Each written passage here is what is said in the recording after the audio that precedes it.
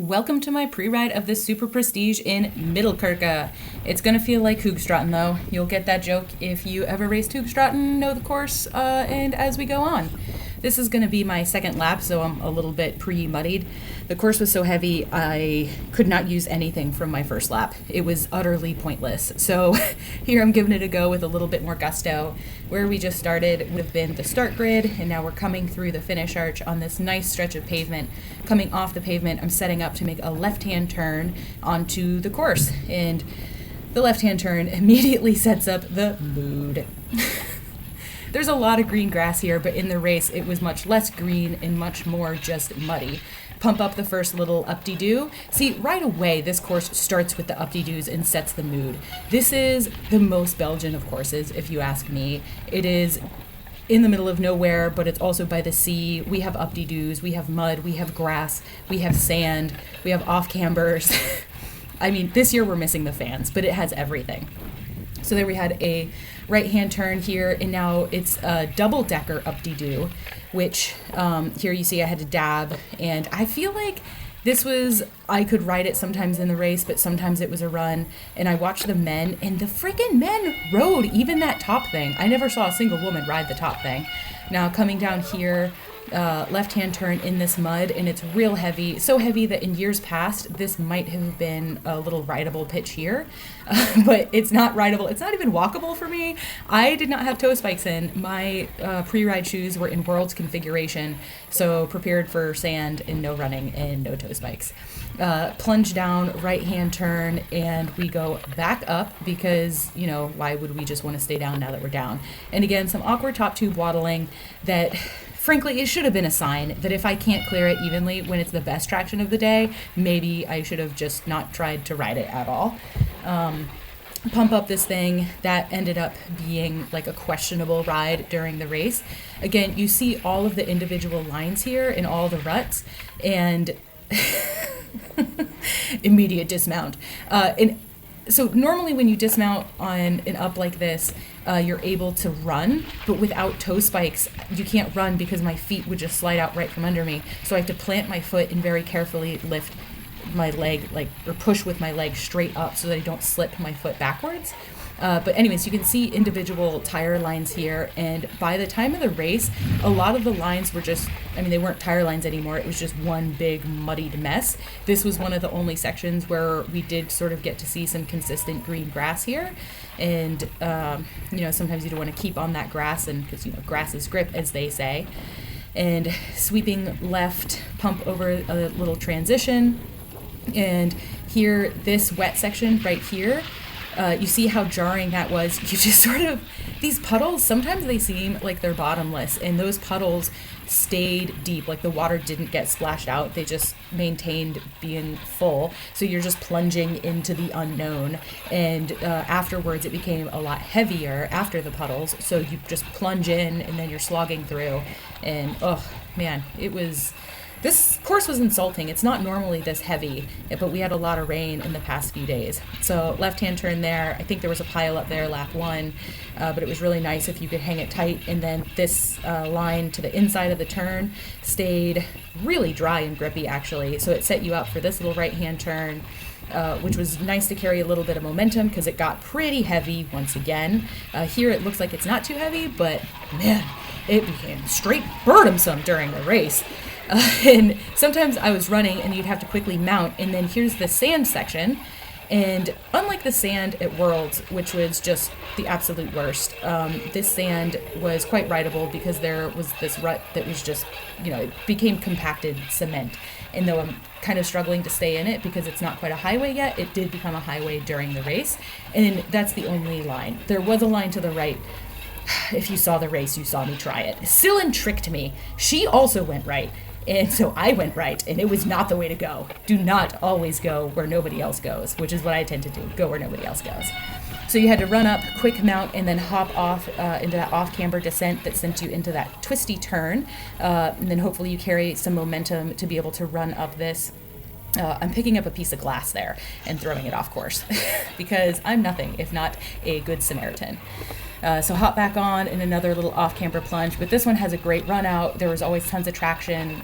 Ruts didn't form at the bottom because that's also something that doesn't happen in North America that happens here, is the bottom of these steep plunges just get rutted out, and you just really have to, I don't know, point and pray.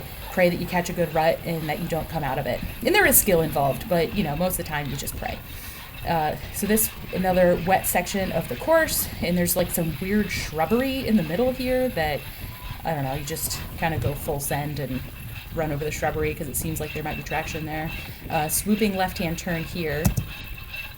And come race time, it was great to hang to the outside of the turn, but then cut to the inside here for maximum traction, minimal slog, and then come to the high side of this off-camber climb, because as you see, I'm getting really bogged down here, and it was nice to let gravity help as I started to go down and find the rut and hope I don't get clipped on this fence. And that was a pretty steep plunge. It didn't look like it in the video, but a pretty steep plunge, and you hit the rut, and then another steep plunge there, and a right-hand turn at the bottom. Again, even the chesty footage doesn't give how steep these things are. It doesn't really give it justice, but the amount of top tube that you can see from the camera footage should be a little bit evident as to how steep they are, and that's why you want absolutely no front brake, and if there's a turn at the bottom, no rear brake either. Just no brakes, my friends, no brakes at all. And here, this is pit 1, so we're only at pit 1. Pit 2 comes right at the end of the lap. And this is a great time to pick up momentum because we revisit another double-decker up-de-doo. I have an outtake from lap 1 for you. But here I cleared it. I was able to clear it a few times in the race. Honestly, I can't tell if I was trying to ride it there or if it took me that long to dismount for that second one. And you want to hop on and get your pedals pretty quickly because we're going to go left and plunge down here. And there's a lot of ruts to choose from, and right now they're still pretty loose, but they become solid. Look at this post right here on the right. They set that in at the exact exit of the turn. They were like, you know what? It's going to be real funny if we put this post right here. And yeah, I mean, I didn't hit it. I don't know if it took some people out, but I was expecting it to. I almost asked somebody to move it. Like, this is just stupid. Is this supposed to be a course feature, or did somebody just get drunk and put it here? I don't know. Anyways, so this, I don't think it was ever a ride, ? I think it was only ever a run, but it went so slowly for me there, again, because I don't have toe spikes, and I had to be very, very, very careful. So this is an off-camber to the right, then a downhill with a real slick turn at the bottom. And I have that monster gearing, the 40-40, and I'm not sure if I stayed in the 40-40 or if I was in an easier gear, but I was able to make this climb here to the top, and then right-hand turn, go down, and it's nice to pedal and then hit this wet stuff. It's sort of like you're hitting the sand off of the bridge, just kind of light on the front and pedal through. That water, did I call it sand? I don't know, that puddle. Hit the puddle as if it was sand and just pray that it's gonna all work out. Another wet spot here, and I tried to just aim for the grass for lower, what do you call it, lower drag. Guys, I just raced. I don't know what's going on. I wish this mud wasn't on the screen right now, because here we have a steep little up, and then you can't see it, but there's like a not 6 inch, maybe a 4-inch drop into the sand pit. So I'm pulling myself through the sand. And I think Sven is standing to viewer right, and I think he saw me do that, and I was actually saying, like, move forward. So that whole section ended up being a run in the race. Couldn't make it up, and if you can't ride up, it's pretty awkward to plop with absolutely no speed into that sand pit, because if you guys know anything about plopping in sand, or plopping at all, if you plop, you tend to bury your front wheel, and you don't want to do that, especially not in sand, because then it just folds underneath you, and then you face plant. See my Instagram page for what that looks like. So this section right here, right-hand turn to the barriers, that right-hand turn, before it got so heavy.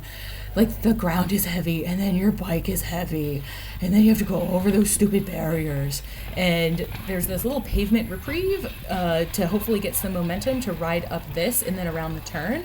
But this turn got so chewed up and heavy that people were running from before the barriers all the way up around the turn, back down, and then back up this hill.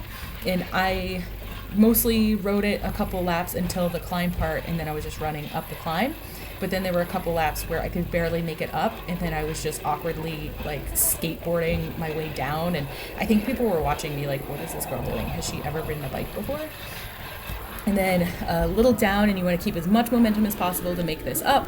And so I grabbed the pole to try to pull myself so I didn't have to kick, but then my wheel folded underneath me, and then I almost started like going downhill the wrong way, and oh, it was so bad. So go back down, and then this turn ended up being pretty tricky. By the time the race came, nobody around me was able to ride this section. It ended up just being a run. And here, I think I'm going to go back and try it again, but I may not let you sit here and watch that embarrassment. Just kidding. Here we go again, sitting sort of at the top of that downhill, off camber to the right. Sana's coming up to do it again. Get out of my way, Sana. I'm here to screw this up one more time. Tried to stick it to the outside to hold more momentum and be able to pedal up, but the ground was just so heavy, it was sort of pushing my front wheel around too much, and it took too much correction to keep my front wheel where it is to be able to keep momentum. So I hopped back on and was able to pedal up. My camera got bumped. So right here, steep plunge with a left-hand turn so you don't hit the fence. You see how close you got to the fence, and that's why you need absolutely no brake, because if you tap your brake when the grass is slick, if your tires slide a little bit, you're screwed. There's no time for correction. You're going to hit the fence. But anyways, in the run or in the race, from the time you go down, as soon as you start to turn your bike, it ended up just being a run up the camber, and then you just hop in and get in your pedals real quick and set up for that turn. And by set up, I mean don't rush into it, because when I rush into things like that, I go full Becky and I just grab brake at the wrong time. So I'm like, whoa, what's happening? So just stay calm, drop down, and everything is peachy keen. So this little grass section here, it got a little bit heavier during the race, but it was still one of few sections where you could sort of breathe. And now we're coming into pit 2, and that means that we're nearing the end of the lap. And this is so funny. Siobhan was asking me like, oh, so is this course going to be heavy? And I was like, no, it never really gets heavy. It's only heavy by the pits. By the pits was the only place that was not heavy today. I don't understand. This was bizarro world at Middelkerke, where the rest of the course became like Hoogstraten. There is a bit of construction in the area, I think, and they changed a few parts of the course, and maybe it's the ground surface that's changed that made the race so different. I have no idea. So here's the final little feature of the course, a right-hand turn in a ditch. And this ditch seems to be a lot steeper than in years past. In years past, there would be a cluster of people here to practice riding through that ditch. And this year, it looked like I saw nobody trying to ride through it. I didn't see any of the men. I don't know if they were trying or if they rode, or I mean, they probably did. They probably just freaking bunny hopped it because they're jerks. But I didn't even bother trying. I just said, heck, I'm going to run. And then you hop up and you get in your pedals real fast and you sprint for the finish. Or you do what I did and you just say, yay, I'm done with my bicycle race. I can't catch that person in front of me because she's really far in front of me. And then you just finish your bicycle race. So that was the lap in Middelkerke. It was a good one. I like this race. I ended up 15th on the day. Did some decent racing and rode like an idiot, because on courses like these, sometimes that's all you can do. Thanks for watching. We're going to be at Lilla tomorrow in the snow, so be ready for that. And by tomorrow, I don't know when you're watching this, so maybe you should watch these when I put them out, so then what I say makes more sense. Okay, thanks. Bye.